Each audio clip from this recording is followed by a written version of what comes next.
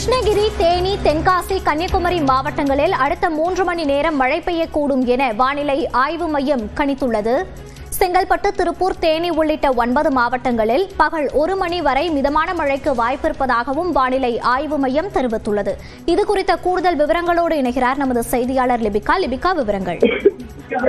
மோனிஷா, தமிழகத்தில் இன்று பிற்பகல் 1 மணி வரை 9 மாவட்டங்களில் மழைக்கு வாய்ப்பிருப்பதாக சென்னை வானிலை ஆய்வு மையம் தகவல் தெரிவித்திருக்கிறது.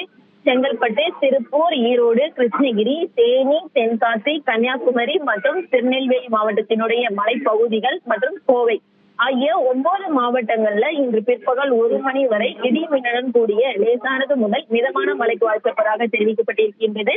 தற்போதைய தென்மேற்கு பருவமழை என்பது சற்று கடந்த 2 வாரங்களுக்கு முன்பு தொய்வடைந்த நிலையில் தற்போது மீண்டும் வலுப்பெற தொடங்கி இருக்கின்றது.